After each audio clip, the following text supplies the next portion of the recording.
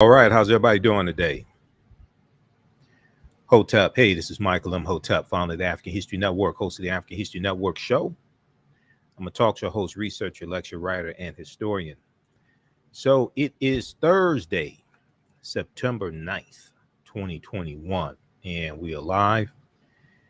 So many of you have heard me talk about a 10-week online course that I teach on Saturdays.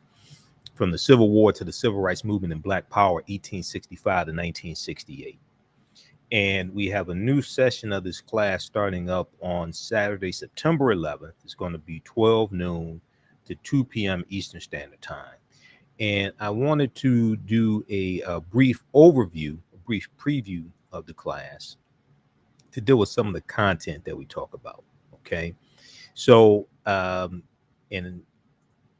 we have this, you can register for the classes at our website, AfricanHistoryNetwork.com. We'll talk about that.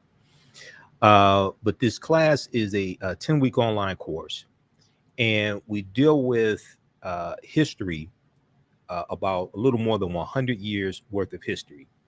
And we deal with what happened after the Civil War ended. We start with 1865 and deal with some history leading up to the Civil War and why the Civil War was fought. And we go through and look at the Reconstruction Era, 1865 to 1877. We look at Special Field Order number 15, 40 acres and a mule. We look at the 13th Amendment of 1865, which legally ends slavery. And we go through and look at history, the Jim Crow era. We look at the World War I, World War II, Red Summer of 1919, and we look at what happened to us after slavery ended. What were the laws and policies put in place? And how do we get to where we are today? We go through and look at the Civil Rights Movement, Brown versus Board of Education, U.S. Supreme Court case, 1954. We look at the Civil Rights Movement and the Black Power movement that comes out of SNCC in 1966 through the Nonviolent Coordinating Committee.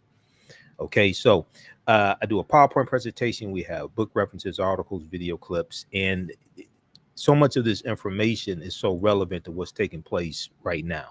On my radio show, if you watch us here on Facebook, you know, we just talked about the statue of General Robert E. Lee that was taken down on in Richmond, Virginia on Wednesday, September 8th. That statue has been up 131 years. This article here from NBC News, Robert E. Lee statue in Richmond, Virginia, taken down, cut into pieces. And, you know, this is the legacy of the Civil War. Okay. And we know that those monuments were largely erected to terrorize African Americans and lock us into a low position in society. All right. So I want to do a brief overview of the content that we cover in the class.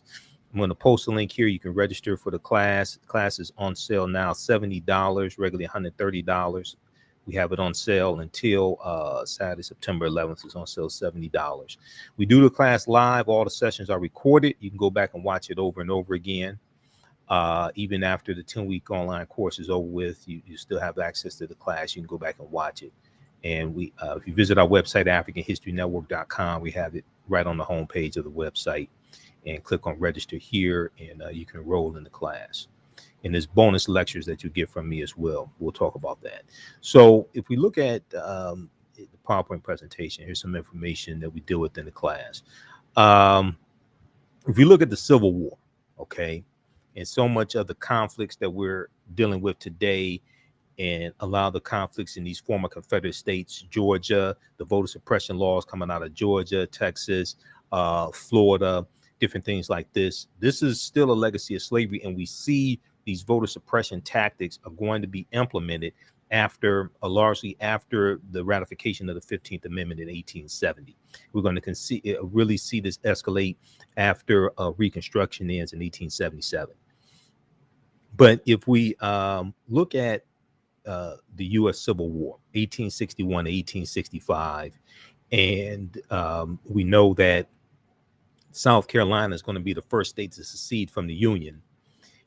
December 6th, December 20th, 1860.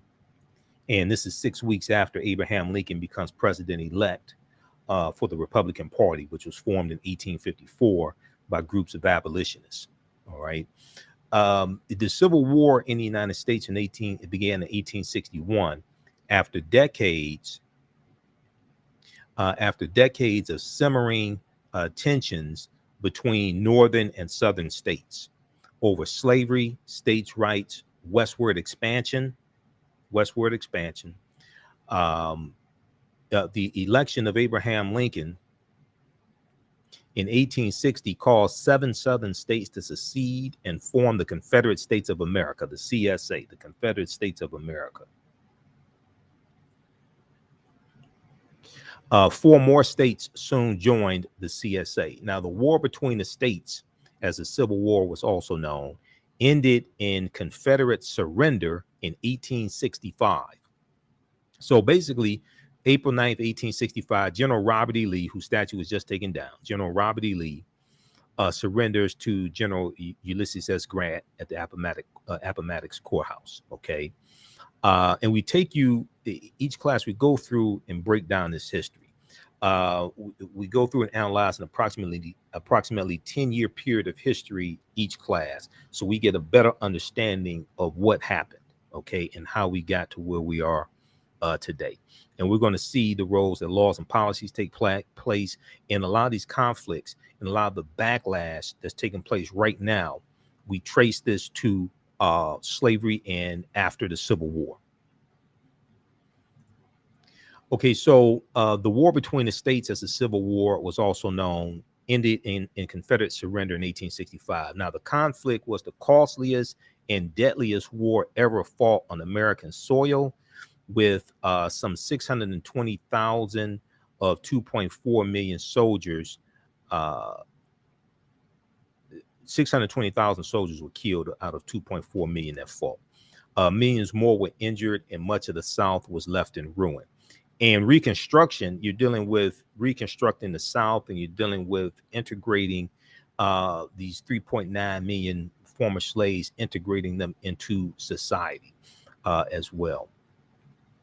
And what we're going to see is that the amount of investment that needed to be made into that effort to integrate them into society and give them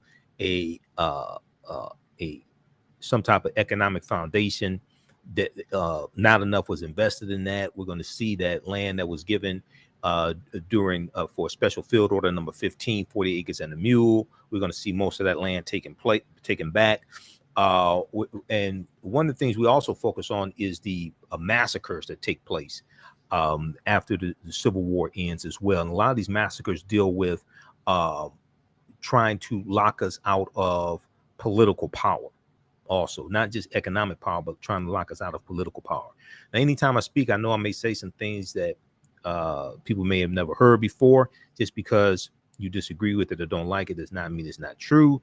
Just means you have to do some research to understand what I'm talking about. I'm talking about something that may be outside of the circumference of your own awareness.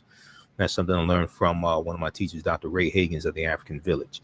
Now, if we look at the Reconstruction era, and Reconstruction is 1865 to 1877, and we take you through the Reconstruction era, the Freedmen's, the Bureau of Freedmen Refugees and Abandoned Lands, the Freedmen's Bureau, which ends in 1872. It closes down in 1872. The Freedmen's Bank, which collapses in 1874. The presidential election of 1876. We take you through, go through a timeline of history. Each class we go through and look at a timeline of history, so we understand cause and effect. Okay, there's a class that I have right now taking place on Saturdays, and this one we're on class number 6. This past weekend we just talked about the Black Exodus of 1879. The Exodus of 1879 of African Americans leaving out of Texas and South Carolina and some of these southern states, going out west, going into Kansas. Okay. And in 1879, you have 6,000 African Americans that migrate from these southern states going into Kansas looking for a better way of life. It's known as the Exodus of 1879. It's also called the Black Exodus. of 1879 as well. How many people are familiar with the Exodus of 1879? Now, if we look at the Reconstruction era, for a 14-year period, the U.S. government took steps to try and integrate the nation's newly freed population into society. Okay. Between 1863 and 1877, the U.S. government undertook the task of integrating nearly 4 million formerly enslaved people into society after the Civil War bitterly divided the country over the issue of slavery. Now, you have idiots like Larry Elder, who's running for governor of California, black conservative talk show host, just a total jackass, who in a interview that Candace Owens, another idiot, did with him, he says that slaveholders should be given reparations because, like it or not, slavery was legal and their property was taken away from them. All right. Now, he didn't mention the fact that they were given their land back by President Andrew Johnson after Lincoln is assassinated and after Special Field Order number 15, approximately 400,000 acres of land, and we deal with 40 acres in the Mule, Special Field Order number 15, approximately 400,000 acres of land is going to be allocated, and it's going to go to 40,000 African-American families, but it's coastal land in South Carolina, Florida, and Georgia. Most of that land is going to be taken back and given back to the plantation owners, former slave owners, by President Andrew Johnson. And then also in April of 1862, President Lincoln signs off on the Compensated Emancipation Act of 1862 that pays reparations to slaveholders in Washington, D.C. Not all slaveholders in the U.S., but just slaveholders in Washington, D.C. Okay. But what he didn't tell you is that the international transatlantic slave trade was outlawed by the U.S. government, and that law went into effect January 1st, 1808. And the international transatlantic slave trade is the process of bringing Africans into the U.S. to enslave them. That was outlawed January 1st, 1808. So all the Africans that were brought to this country from January 1st, 1808 to July of 1860, when the Clotilda comes into Alabama, all that was illegal based upon federal law. He didn't want to tell you that either. So they kept, these Europeans kept violating, these white people kept violating federal law, bringing Africans into this country. So these are the type of things that you find out when you study history. And we see most of these conflicts that are taking place today have a historical origin. All right. So, and this shapes laws and policies. People's understanding of history impacts the laws and policies they support and the politicians they support. It impacts what is taught in schools and the position that people take when it comes to systemic racism being taught in school and understanding white supremacy and the history of slavery and things like this. So this has a wide-ranging impact. How's everybody doing? Share this broadcast on social media platforms. Invite your friends to tune in also.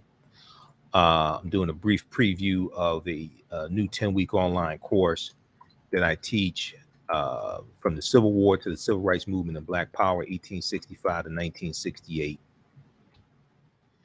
And this is going to be on Saturdays, 12 noon to 2 p.m. Eastern Standard Time. It starts Saturday, September 11th. And it's going to be from 12 noon to 10 p.m. Eastern Standard Time. It's a 10-week online course. Let's see if we got that correct. Okay, let's continue here. You can register for this class at our website, AfricanHistoryNetwork.com, AfricanHistoryNetwork.com. We have the information right on the homepage. We'll show that to you shortly here. And we'll post a link here again. You can register for the class also. Okay, let's continue. So when we look at Reconstruction,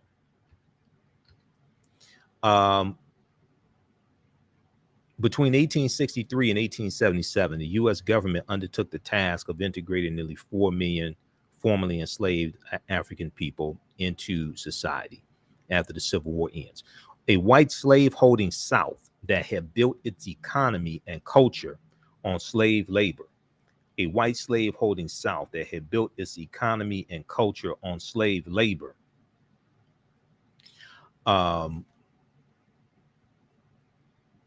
was now forced by its defeat in the Civil War that claimed 620,000 lives to change its economic. They had to change their economic, political, and social relations to African Americans. We're going to see a continuous backlash against this as well from former plantation owners, former slave owners, things like this. And eventually you're going to see some Republicans get tired of having to deal with the issue of the Negroes as well. We're going to see this also take place. So let's continue here.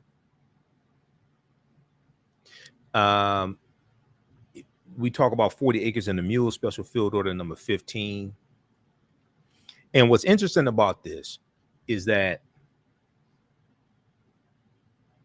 one, it wasn't designed to be compensation for work that was already done as slaves. A lot of people think that it was compensation for work already done. No, there was a meeting that took place in January of 1865. General William Tecumseh Sherman met with some African American leaders, a lot of them African American ministers, things like this. And this is the last year of the Civil War. And he basically said, look, the war is coming to an end. The slaves are going to be freed. It's inevitable. Okay. Many of the northern states had already freed the slaves even before the Civil War started. And he asked them, what do your people need to be free? What do your people need to be independent, to be self-sufficient? They resoundingly said land. We need land. It wasn't designed to be compensation for work that was already done. It was designed to be a support system to give them land to be independent. So you didn't have all these former slaves walking around homeless, destitute,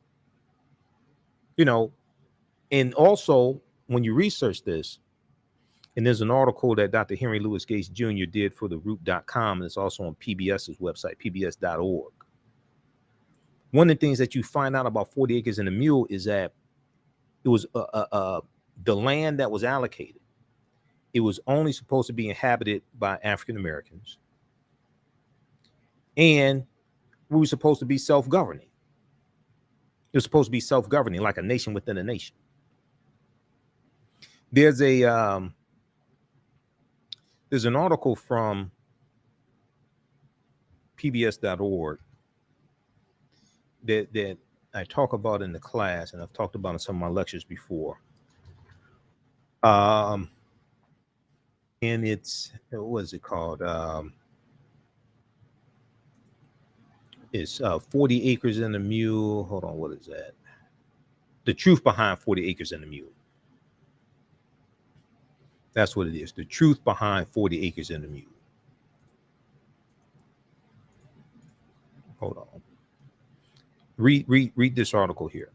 This gives a better understanding of what took place. And also the mule is something that was added later, and it was to be loaned to us.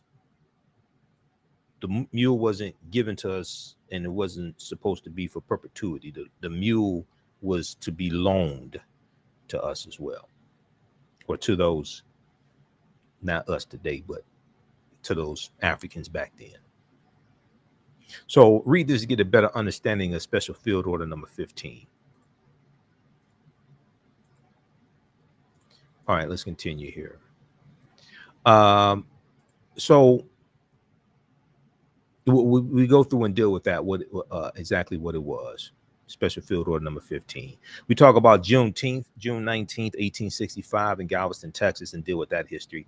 There was an interesting, so Juneteenth has been made a federal holiday, and I've done, actually did a 2.5-hour lecture, June 16th, 2021, dealing with the real history of Juneteenth, because the Emancipation Proclamation did not free the enslaved Africans. It was a military strategy that Lincoln used. Lincoln was trying to bring the South back into the Union. The Civil War was not fought to end slavery. The Civil War was fought to bring the South back into the Union. Okay. And Lincoln issued the ultimatum to the Confederacy. He said that the initial Emancipation Proclamation was September 22nd, 1862. And it said that the slaves in territories of rebellion and states of rebellion were free. Okay, they were going to be free if those territories did not come back into the Union by January 1st, 1863. It said that the slaves in territories that stayed loyal to the Union, they were still slaves. So the African slaves in Maryland, Missouri, Kentucky, and Delaware, those border states, they were still slaves. This is why you have to read a lot of these documents. If you go to loc.gov, the Library of Congress website, loc.gov and congress.gov, and read, and also archives.gov. Go to loc.gov, Library of Congress website, and archives.gov, National Archives, and read the Emancipation Proclamation. Okay, you can see it's not what most of us have been taught that it was. So we deal with, with Juneteenth becoming a federal holiday. And I talked about this, and I was speaking at the Juneteenth Festival, the 3-day Juneteenth Festival in Atlanta around the time of Juneteenth. And I was doing a couple of presentations down there. And I talked about how the Juneteenth federal holiday is a powerful tool if we understand how to use it, because this forces into a national conversation a history that Republican controlled state legislatures are passing laws to suppress the teaching of this history, largely to suppress the teaching of the history of slavery, systemic racism, things like this. And if you look at, there was an article from the New York Times that came out. There were so many articles written about the history of Juneteenth. And some of the articles, some of the information they got was wrong. Like they said, that was when slavery ended, or that was how do they put it? The last of the slaves were freed, June 19th, 1865. Well, when you actually study the history of Juneteenth, you're going to find out that some slave owners in Texas kept their African slaves to the next year and kept the information away from them. It's suspected that maybe they did it to get an additional year's worth of work out of them, and on the farms and things like this, on the plantations, etc. And then we know that they're going to be Native American nations. They're going to keep slaves until 1866, 1867. And this is why you needed the Black Freeman Indian treaties of 1866 to free the slaves of the Choctaw, Chickasaw, Creek, Cherokee, and Seminole Indians. That's something we deal with in the class as well, because what are known as the 5 civilized tribes of Native Americans, they all own African slaves also. The Choctaw, Chickasaw, Creek, Cherokee, and Seminole Indians, which ties into the history and the origins of Tulsa, Oklahoma, because Tulsa, Oklahoma was founded by Creek Indians around 1836, who get pushed off of their land in the southeastern United States because of the Indian Removal Act of 1830, signed by Donald Trump's favorite president, President Andrew Jackson, who was a white supremacist slave owner. And they all get pushed, and they go out west over 1,000 miles on what's known as the Trail of Tears, and they take the African slaves with them. So about a third of the people on the Trail of Tears were African people. And they go into Oklahoma. All 5 of them go into Oklahoma. Okay, and many of our ancestors are going to get land from those Black Freedmen Indian treaties. They're going to get land after the Civil War ends. And a lot of the early African American landowners in Tulsa, Oklahoma, got land from those treaties. So we deal with Juneteenth as well. We talk about the 14th Amendment, 15th Amendment. We deal with people like Sarah Rector. Sarah Rector was known as the richest Afro-American girl in the country. She became a millionaire. She was about 13 years old or 12 years old. Became a millionaire in 1913.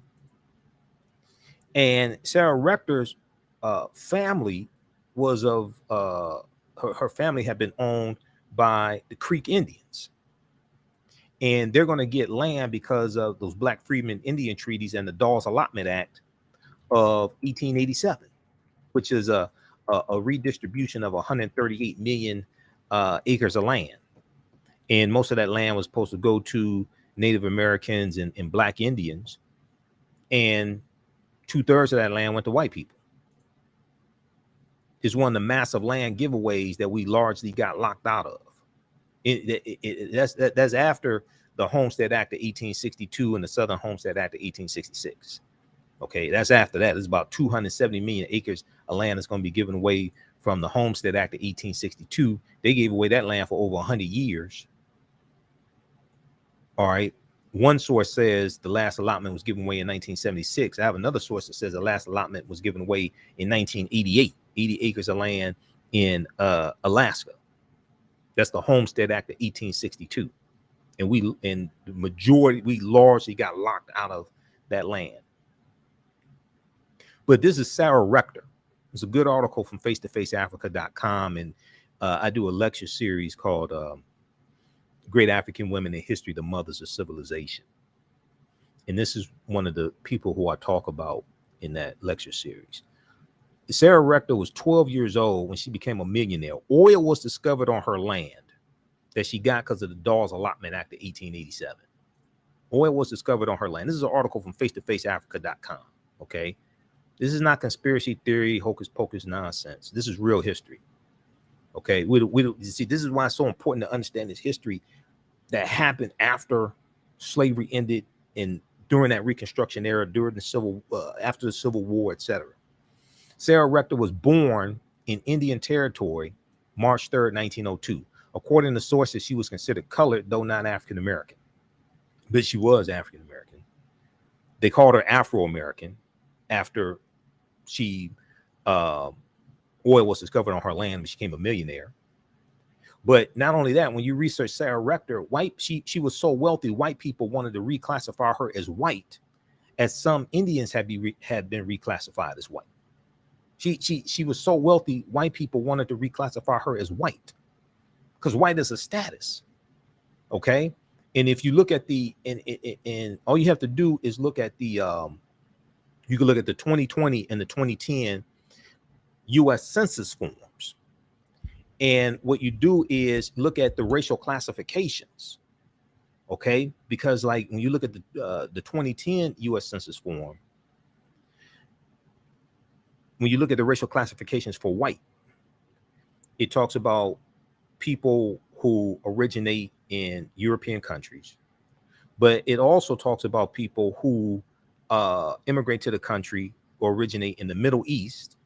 So people like who immigrate from what are called Middle Eastern countries, coming from Saudi Arabia, different things like this. But then also it talks about people coming from North Africa, from Egypt, Libya, Algeria, things like this. They're classified as white by the federal government as well.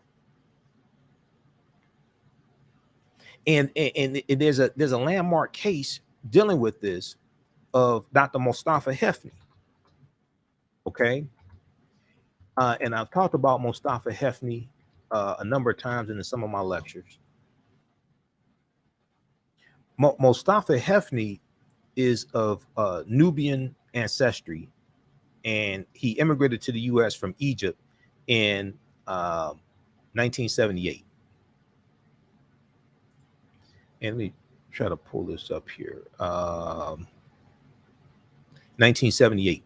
He said that when he came through customs, when he came through immigration, he went through the immigration process. He said they gave him his papers And they told him, you are white now. You are white now. There was a article. Let me see if we can pull up the article from the Griot. There was one from the Griot. There was one from, yeah, let's look at this one here briefly. This is from September 4th, 2012, from the Griot. How's everybody doing? Those just tuning in, we're doing a brief overview of a new 10-week online course that I teach on Saturdays. Class number 1 starts up Saturday, September 11th. This is going to be from the Civil War to the Civil Rights Movement and Black Power, 1865 to 1968. Let me see here. Can we close this? All right. Detroit immigrant fights to be classified as black. Detroit immigrant fights to be classified as black.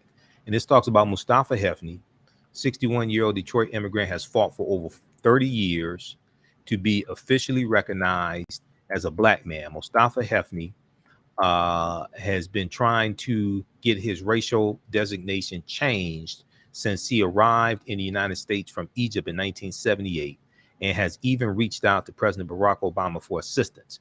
On the surface, it would seem obvious that Hefny is indeed black. He is brown skinned with curly hair, yet the U.S. government considers him to be white. The U.S. government considers him to be white, okay? There's been numerous articles written about him, articles here in Detroit.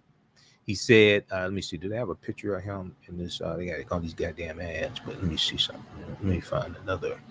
Hold on just a second here. Just a second here. Pull up another one. Yeah, this one right here. This is an article that I've shown before.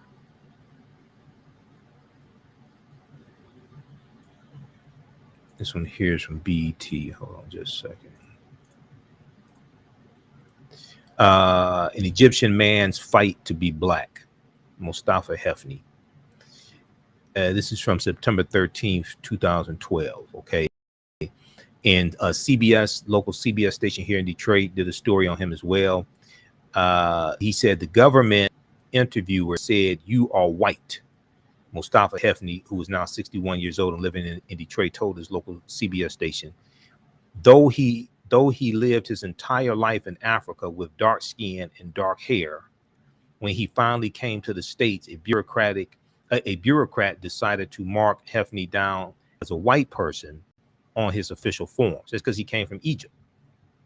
In Egypt, those North African countries, Egypt, Algeria, Libya, when people immigrate to the U.S., they're classified as white, regardless of how they look. And for the past 34 years, he's been fighting for his right to become a black man. Read the rest of this article. Okay, this deals with status, but it's on the U.S. Census form. And do they show? Okay, they don't show a picture of him. I mean, they show. Okay, hold on. I want you to see what he looks like. I don't know why they don't show a picture of him in the article. This is Mustafa Hefny right here. Hold on, let me see.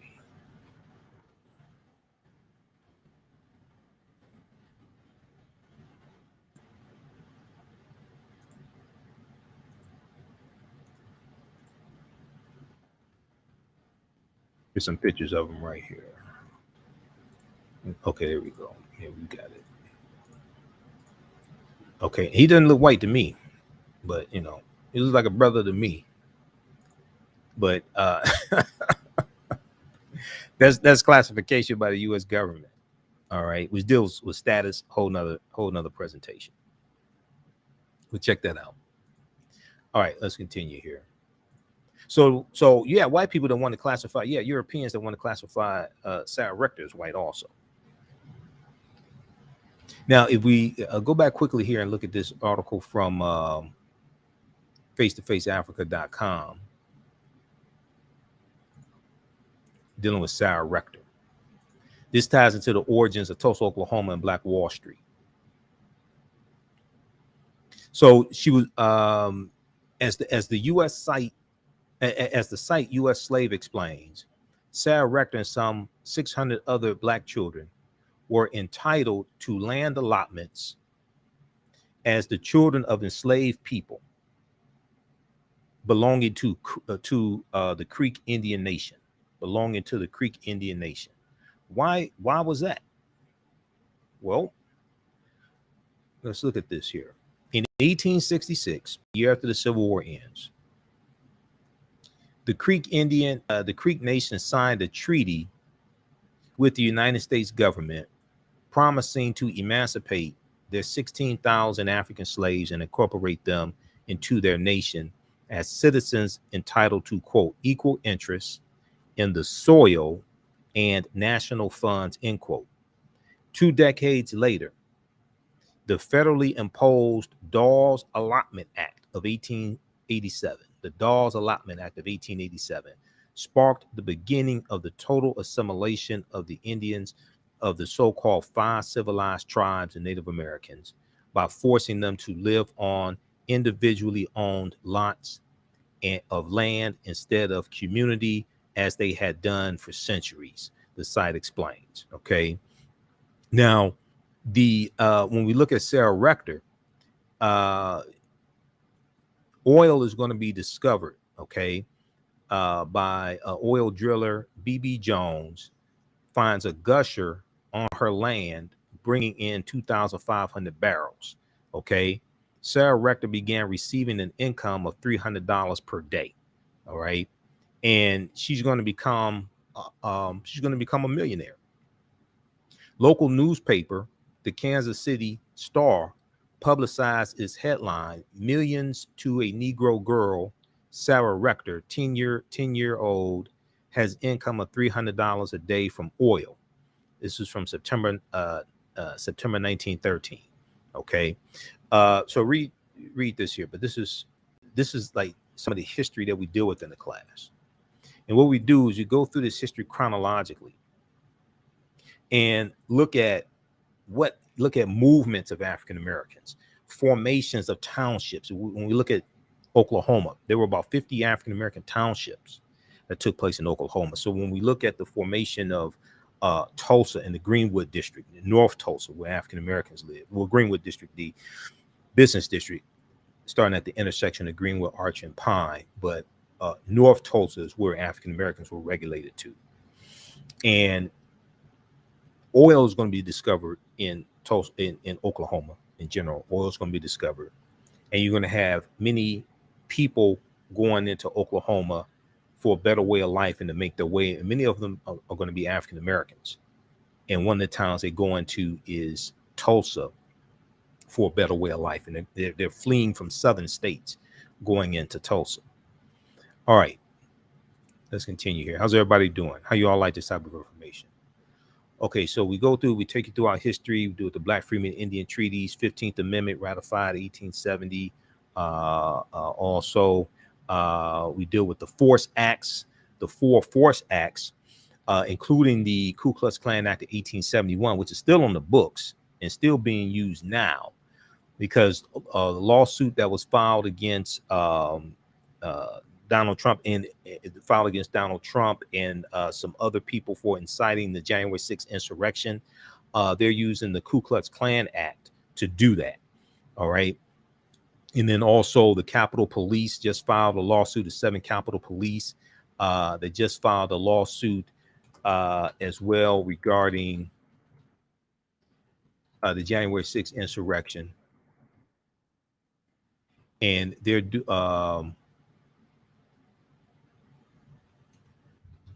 using the Ku Klux Klan Act also as the basis of their lawsuit, violation of the Ku Klux Klan Act. We talked about that on my show. If we look at here,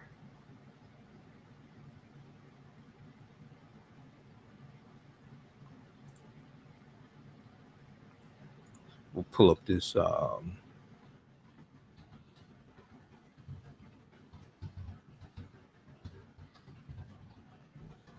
Pull up this article here.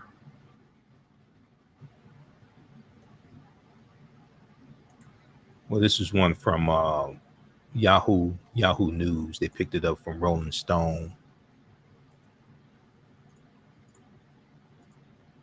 Capitol police officers sue Trump for spreading election lies that led to Capitol attack. August 26, 2021. Capitol police officers sue Trump for spreading election lies that led to Capitol attack. 7 Capitol police officers have filed a lawsuit against Donald Trump, the traitor-in-chief, Benedict Donald, and others involved with spreading election lies that led to the attack on the Capitol. The suit filed Thursday in U.S. District Court, the District of Columbia, U.S. District Court for the District of Columbia, names the Stop the Steal rally organizers and members of far-right extremist groups, including the Proud Boys and Oath Keepers, as vicariously liable for the riot, claiming many defendants in this case planned, aided, and actively participated in that attack. All defendants are responsible for it. Now, when we go through and look at this here, the suit was filed by the Lawyers Committee for Civil Rights under law on behalf of the Capitol Hill police officers. The lawsuit alleges that the defendants' actions violated the Ku Klux Klan Act of 1871, a law designed to allow the President of the United States to combat the Ku Klux Klan and other white supremacist organizations, that also protects against those who interfere with Congress official duties. It protected elected officials from having their official duties interrupted by white supremacist organizations who were threatening them, who were beating them up, who were killing them, things like this. Because this is what was happening in the 1870s. All right. And this is why that act had to be passed by Congress. So if we go back and look at this here, see, this is a law still on the book, even though the Supreme Court struck down part of the Ku Klux Klan Act. I think that was 1883 U.S. Supreme Court case, because the Civil Rights Act of 1875 was overturned by the U.S. Supreme Court also around 1883 or so.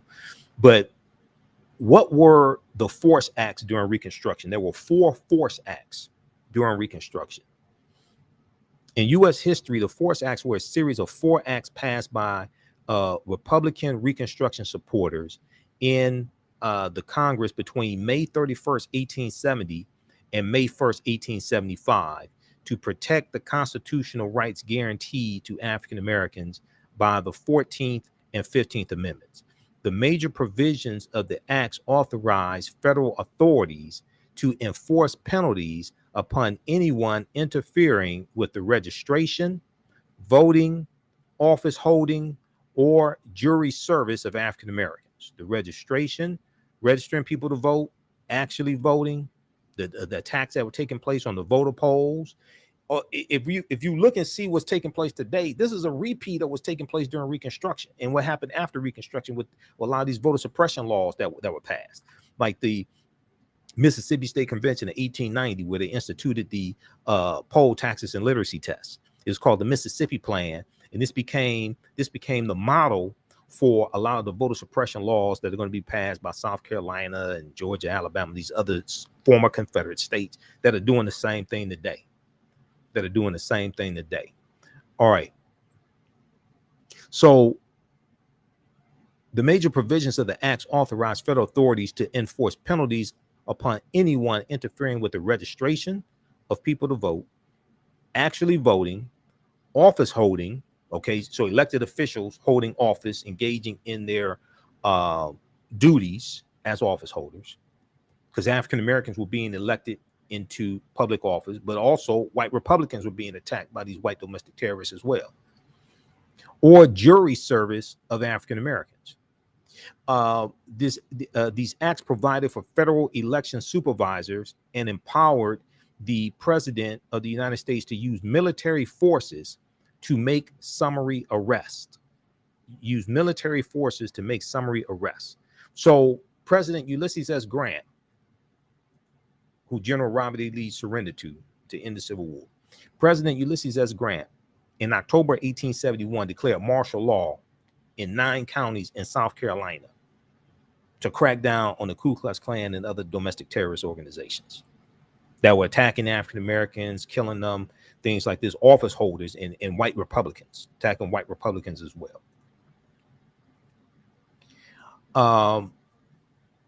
This act and earlier statutes resulted in more than 5,000 indictments and 1,250 convictions throughout the South. In subsequent Supreme Court decisions, various sections of the acts were declared unconstitutional. Britannica.com has a good article dealing with the Force Acts. Okay, so you can check that out also. But we go through and deal with this in the online course. Okay, let's continue here. So this deals with the Ku Klux Klan Act of 1871. Now this is at history.house.gov. House.gov is the official website of the U.S. House of Representatives, and history.house.gov is the history section at house.gov.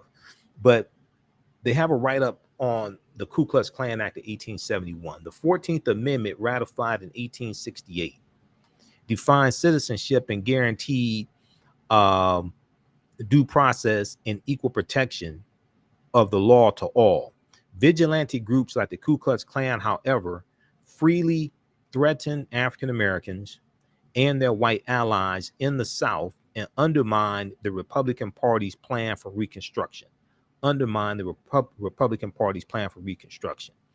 Now, some of the Republicans going to give up on Reconstruction because they conspired with the Democrats to remove the Union troops out of the South if Democrats let Rutherford B. Hayes become president after the 1876 presidential election, and neither Rutherford B. Hayes nor Samuel J. Tilden had enough electoral college votes to become president.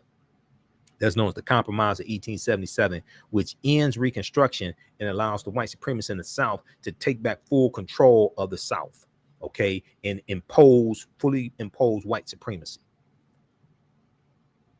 The bill authorized the president to intervene in the former rebel states, the Confederacy, the traitors, that attempted to deny, quote, any person or any class of persons of the equal protection of the laws or of equal privileges or immunities under the laws, end quote. To take action against this newly defined federal crime, the president of the United States could suspend habeas corpus, deploy the U.S. military, or use other means as he may deem necessary. That's the Ku Klux Klan Act of 1871, which is still on the books and now still being used now. And it goes back to Reconstruction. We deal with the Freedmen's Bureau as well as the Freedmen's Bank, okay? And the Freedmen's Bureau was underfunded. Originally, it was supposed to be only for a year. This is the Bureau of Freedmen, Refugees, and Abandoned Lands, the U.S. Bureau of Freedmen, Refugees, and Abandoned Lands. And this was supposed to aid the newly freed African Americans, newly freed slaves, as well as aid destitute white people.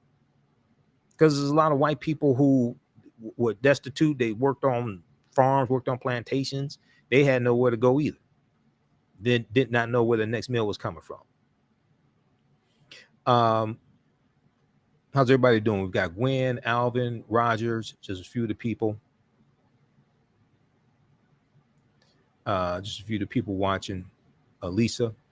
You can visit our website, AfricanHistoryNetwork.com. You can register for this 10-week online course that I teach on Saturdays. Class number 1 starts up Saturday, September 11th. It's going to be 12 noon to 2 p.m. Eastern Standard Time. You can watch from around the world. We do the classes live. All of the sessions are recorded. All sessions are recorded as well, and they're archived. You can go back and watch them anytime. The class is regularly $130. We have it on sale for $70 until Saturday, September 11th. You can register for it right now. Click right here, register here. As soon as you register, it takes you to the next page. As soon as you click on register here, it takes you to the next page. Click on enroll. As soon as you enroll, there's bonus content that you can start watching. You're going to get some bonus lectures from me. Also, you get the one that I just did in June, dealing with Juneteenth and the real history of Juneteenth. That's a 2.5-hour lecture. Also, you'll get a six title pack from me, a six title lecture pack from me called Black Migration 1619 to 2019. We go through and deal with a lot of history. We deal with Black migrations and that 400-year anniversary, dealing with August 20th, 1619 in Virginia. We deal with the Great Migration, 1915 and 1970, the Red Summer, 1919, Detroit Race Riot, 1943. Also, this one here, which deals with the ancient African presence in the Americas, including this land we call the United States of America, going back tens of thousands of years ago. And the Khoisan, who have the oldest DNA on the planet, come from Southern Africa. They were here in this land we call the United States of America, going back at least 51,700 years ago. And these are some of the things that Dr. David Imhotep talks about in his book, The First Americans Were Africans, Documented Evidence. This book here, The First Americans Were Africans, Documented Evidence. And this deals with the African presence in the Americas even before the people who we call Native Americans came into existence. I've interviewed Dr. David Imhotep a number of times as well. Okay, so you get 6 bonus lectures from me also. Okay, so that's at our website, AfricanHistoryNetwork.com, AfricanHistoryNetwork.com. You can register for the class now. There's bonus content you can start watching. Then there's also another class that I teach, Ancient Kemet, the Moors, and the Ma'afa, Understanding the Transatlantic Slave Trade, what they didn't teach you in school.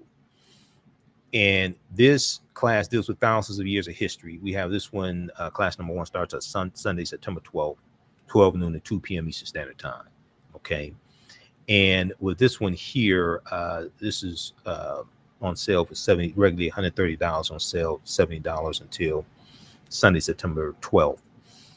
This one deals with thousands of years of history and deals with history leading up to the transatlantic slave trade. And the other class, from the Civil War to the Civil Rights Movement, Black Power, 1865 to 1968, that class picks up where Understanding the Transatlantic Slave Trade leaves off. Because the Understanding the Transatlantic Slave Trade class, I've taught that class since 2017. There's just so much information. We take you through a timeline of history. We deal with the 800-year occupation of Europe by the Africans known as the Moors. There's just so much history.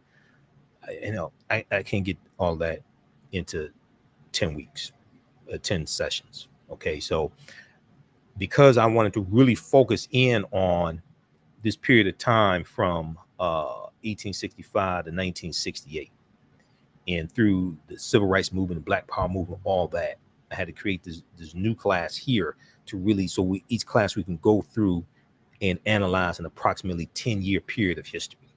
Okay, and this helps us better understand what happened to us after slavery ended and how we got to where we are today. All right, so we'll post a link here. You can register for the class, and then also at our website, AfricanHistoryNetwork.com. You can register for it there as well. Okay, let's continue. How's everybody doing? All right, how you doing, Gwen?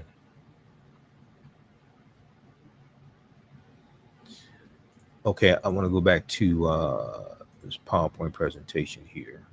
So the Freedmen's Bureau is a deep history in itself. And what we're going to see is that a lot of people are going to get tired as we go through Reconstruction. A lot of people are going to get tired of dealing with the problem of the Negro. And some Republicans are going to get tired of dealing with the problem of the Negro and investing money and things like this into these programs, into the Freedmen's Bureau. So the Freedmen's Bureau, formerly known as the Bureau of Refugees, Freedmen, and Abandoned Lands, was created in 1865 by U.S. Congress, and passes Congress, to help millions of former African slaves, African-American slaves, and poor whites in the South in the aftermath of the U.S. Civil War. The Freedmen's Bureau provided food, housing, and medical aid. It established schools and offered legal assistance. It also attempted to settle former slaves on land confiscated or abandoned during the war. One of the things that the Freedmen's Bureau is going to do is going to help us negotiate labor contracts, because now we can work and get paid for it. And there were at least 262 skills, trades, and crafts that African people had in this country from 1619 to 1865. And after slavery ends, we're going to see labor unions start being formed. Okay, now we're going to see some smaller labor unions formed in like the 1840s, 1850s. But after slavery ends, you're going to see these large labor unions being formed. The National Labor Union in 1866, American Federation of Labor, like in the 1870s, is going to be formed. And a lot of these labor unions are a lot of them are formed to protect jobs for white men and white immigrants coming to this country, and lock African Americans out of a lot of these jobs we were doing for free during slavery. And this is something that if you saw the special broadcast I did on Labor Day, okay, Monday September 7th, Monday September 6th, Labor Day, and I did a 2.5-hour presentation dealing with the African American roots of Labor Day, and how the Labor Day came about because of the organized labor movement, and the and then you're going to have the Pullman worker strike of 1894. Okay, and it's going to be President Stephen Grover Cleveland that signs Labor Day into law as a national holiday. But the organized labor movement comes about because of the Industrial Revolution and a switch from a agricultural economy to an industrial economy, and the factories and the mills, and the production of goods, the mass production of goods, but also mass production of textiles and of clothing, etc. And we're going to see the Industrial Revolution begin in the 1790s in England, especially around Manchester, England. And the foundation of the Industrial Revolution was the production of cotton. And the majority of that cotton was produced by African slaves. So one thing, if you missed that presentation, you can go back and watch it on our Facebook fan page, the African History Network, and our YouTube channel, Michael Imhotep, Imhotep. We go back in history and we look at the origins of the Industrial Revolution. And because of the Industrial Revolution and more people going to work in the factories, then that causes a need to organize the labor of these people working in factories, because they're working in unsafe conditions, unsanitary conditions. There's no 8-hour work day, 5-day work week, things like that. That doesn't exist. It's only because of the labor movement that we have things like that, the 8-hour workday. And then you didn't have child labor laws. Okay, you didn't have child labor laws like in the 1880s, 1890s, things like that. That's going to come about because of the labor movement. All right. Well, the need for organized labor comes about because of the Industrial Revolution. The foundation of the Industrial Revolution are largely cotton produced by African slaves. Okay.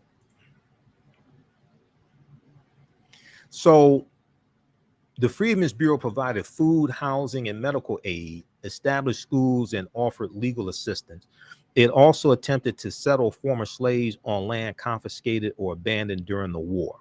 However, the Bureau was prevented from fully carrying out its programs due to a shortage of funds. It wasn't properly funded, and a shortage of personnel, along with the policies of race and Reconstruction. So originally it was only supposed to last a year. Like that was like all the time you needed to help former slaves who've been enslaved for 246 years, and you're gonna give them a year's worth of assistance, and then they got extended for 2 years, and then it gets it, you know, it keeps going, and it ends in 1872. Like that was enough time.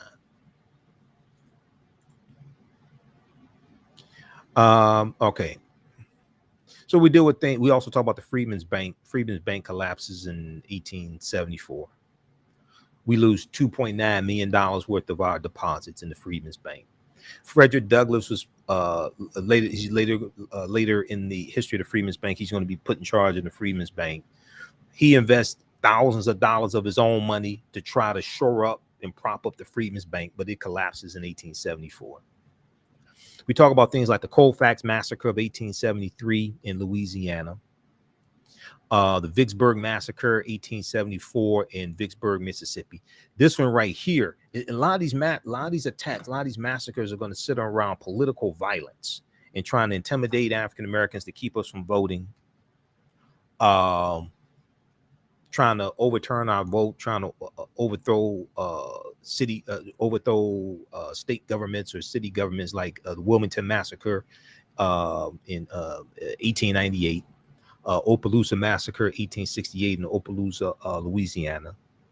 But this one right here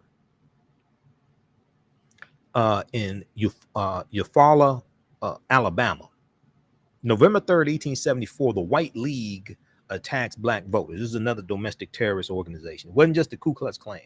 There's a number of them. On November 3rd, 1874, deadly election riots took place in Barber County, Alabama. The White League, a paramilitary group affiliated with the Democratic Party at the time. Today, those domestic terrorist organizations they vote for Republicans. The White League attacked African-American voters at the polls in Eufaula and Spring Hill, Alabama. 7 African-Americans were killed and 70 others wounded. More than 1,000 African-Americans were driven away from the voter polls due to the violence of the white supremacist group. You can read more about this at Zen Education Project. Zen Education Project has a piece on the White League attack in Eufaula, Alabama. Let me pull this up here.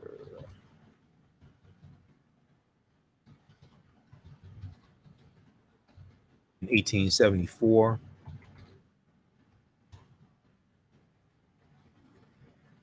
Right here from the Zen Education Project.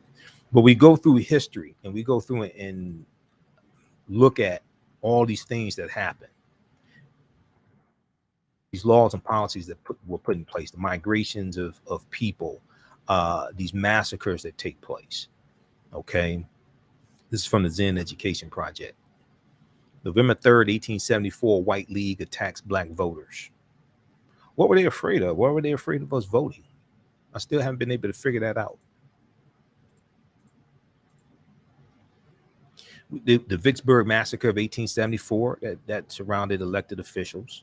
Peter Crosby, who's formerly enslaved and a veteran of the Union Army, he was elected as sheriff there in Vicksburg, Mississippi. In this massacre, this Reconstruction Era massacre, is estimated between 75 to 300 African Americans were killed in this one, the Vicksburg Massacre in Vicksburg, Mississippi.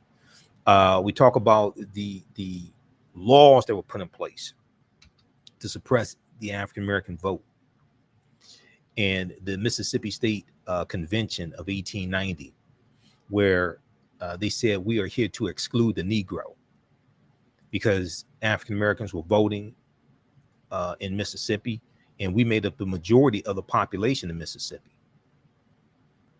And we had already had the only African American U.S. senator for Mississippi.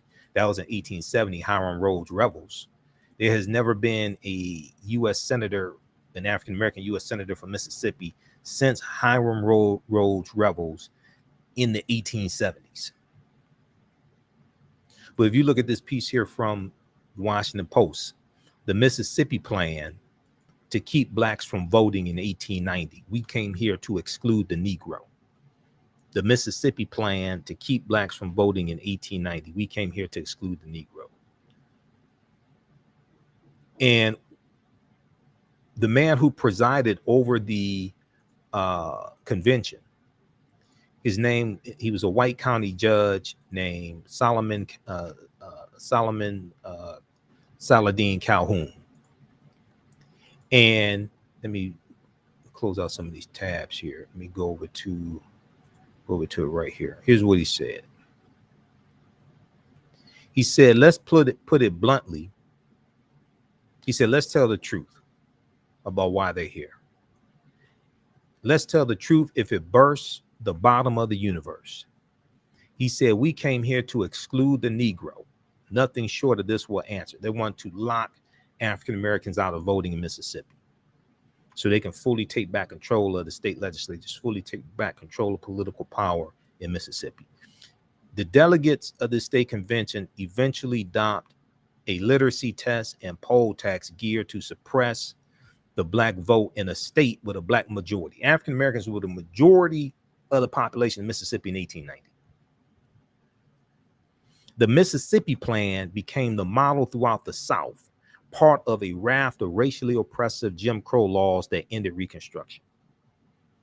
But it became other Southern states are going to adopt similar laws to suppress the African American vote in those states also.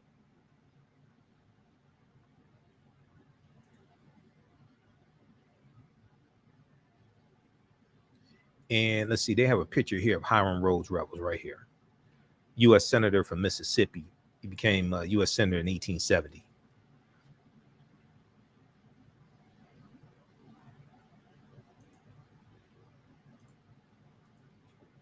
Okay, let's continue. How's everybody doing?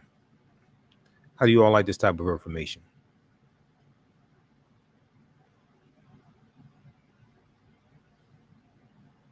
The impact of the legislation was swift in Mississippi. By 1910, registered voters among African Americans dropped to 15% in Virginia. These Jim Crow era laws, okay? They're looking at different states. The impact of the legislation was swift. By 1910, registered voters among African Americans dropped to 15% in Virginia and under 2% in both Alabama and Mississippi. Okay, according to historian Donald G. Nyman in his book, Promises to Keep African Americans and the Constitutional Order, 1776 to the present. And this comes from the article from history.com, how Jim Crow era laws suppressed the African American vote for generations. How Jim Crow era laws suppressed the African American vote for generations.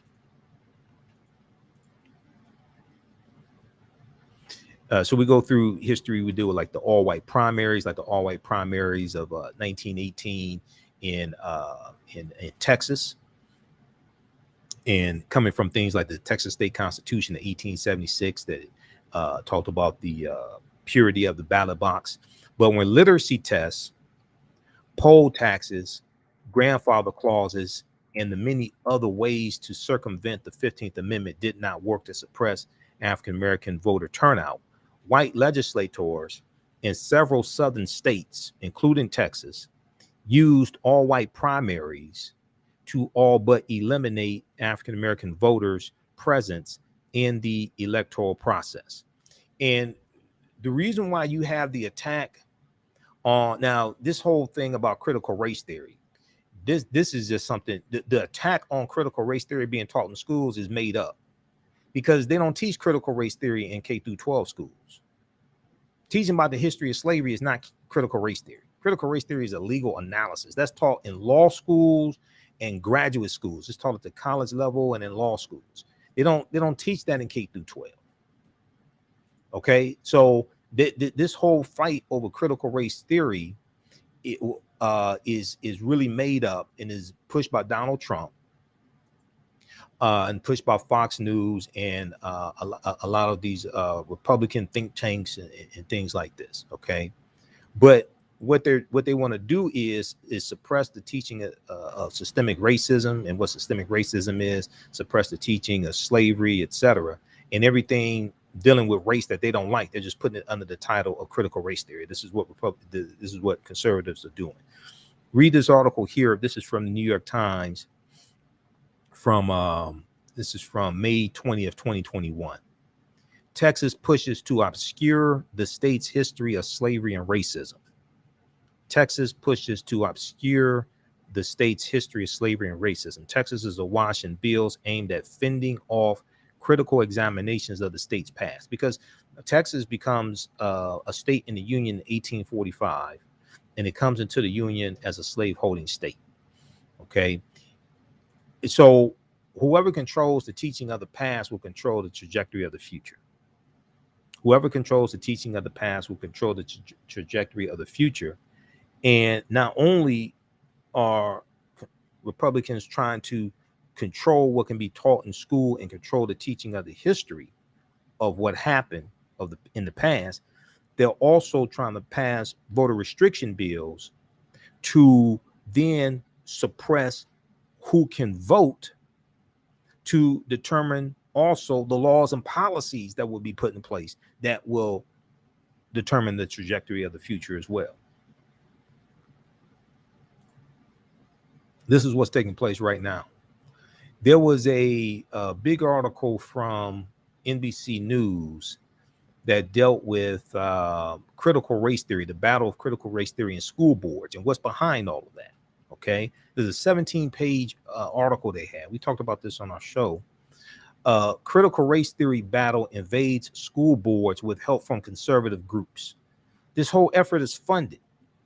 Critical race theory battle invades school boards with help from conservative groups. In towns nationwide, well-connected conservative activists and Fox News have ramped up the tension in fights over race and equity in schools. Okay, all this is connected. The fear of the browning of America, the fear of white people becoming a minority population in this country by 2043. We just saw the results of the census, and white people had a negative birth rate. Well, the population of white people declined in this country for the first time since 1790, since the first census was taken. Their population dropped by 5.1 million, down to about 197 million.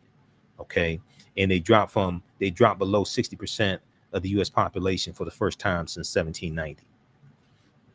First time since the census was taken. Okay, so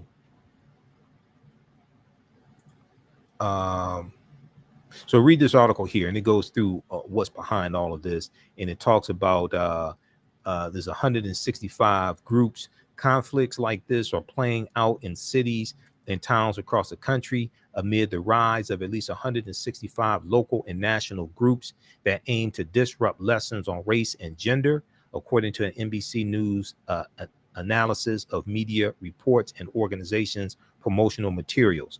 Reinforced by conservative think tanks, law firms, and active parents, these groups have found allies and families frustrated over COVID-19 restrictions in schools, and have weaponized the right's opposition to critical race theory, turning it into a political rallying point to galvanize people, to get them to come out and vote in 2022 midterm elections, to galvanize people, to galvanize Republicans to take over local school boards. And this is seen as a way to gain political power from the grassroots up. This is something that Steve Bannon, who was advisor to Trump in the Trump administration, this is something that Steve Bannon talked about on his podcast some months ago. It's been downloaded by millions of people, and they're acting on this.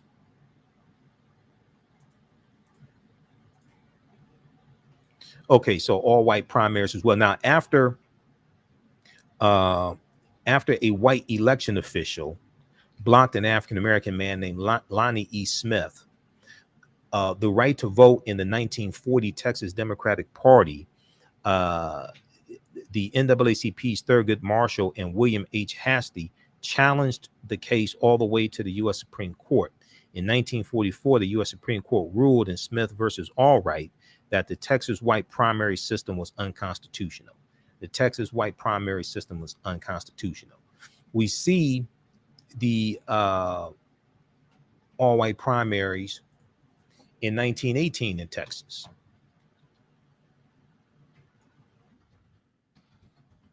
And there was a segment from the Rachel Maddow show. What was this? This was May 7th, 2021. And she talked about the history of Texas and the all-white primaries.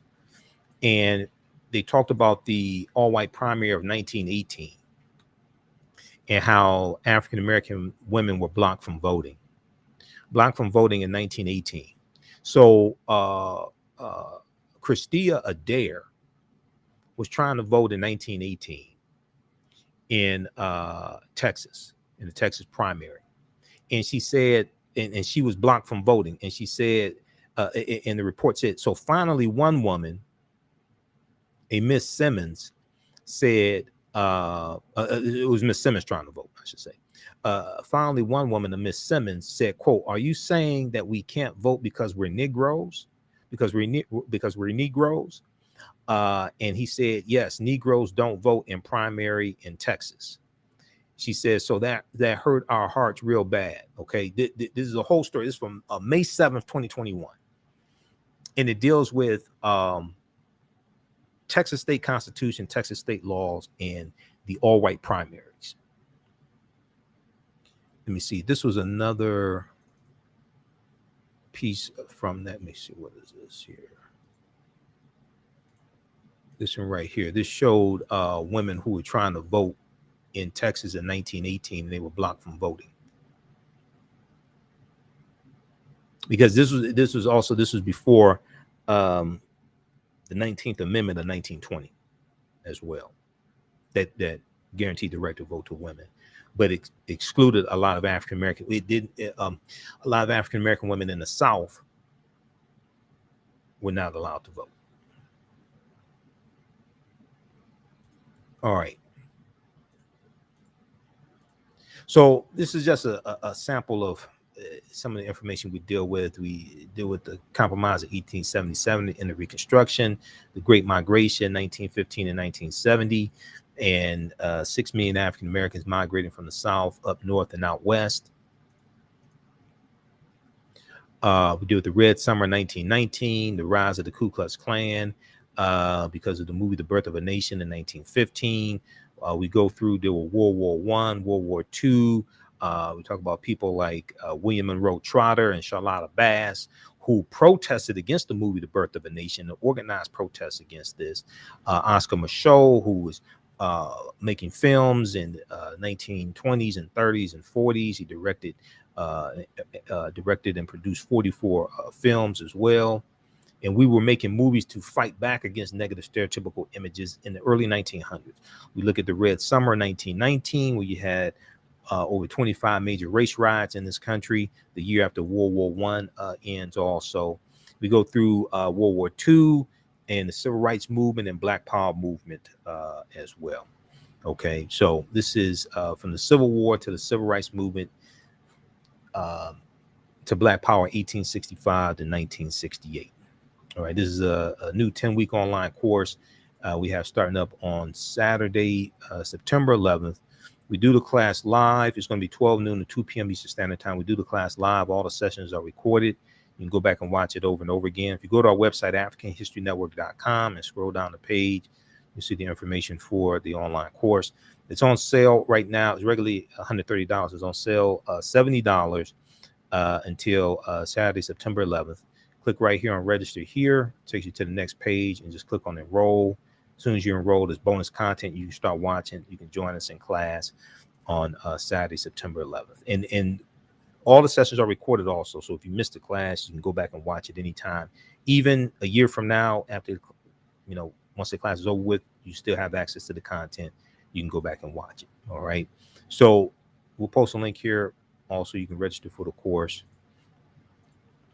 Hopefully you all learned something from this presentation. Hopefully you like this type of information.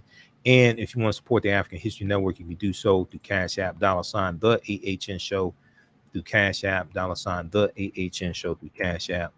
Also through PayPal, paypal.me/the AHN Show. This helps us to broadcast the radio show. We're on 6 days a week, Monday through Friday, 11 p.m. to midnight, and Sundays, 9 p.m. to 11 p.m. Eastern Standard Time.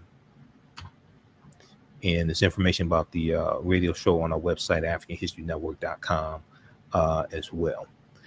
All right. You can also listen to audio podcasts of our shows. Also, wherever you get your audio podcast from, just search for the African History Network Show, the African History Network Show. We're on iHeartRadio, Castbox, FM Player, Blog Talk Radio. Just search for the African History Network Show. And at our website, we have information there on the homepage dealing with the radio show also. Let's see here. Right here. In times of the show, etc. And just click here to listen to audio podcasts.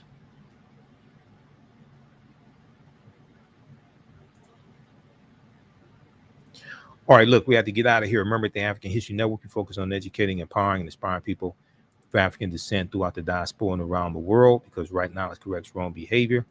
It's not over till we win. Wakanda forever. And we'll talk to you next time. Peace.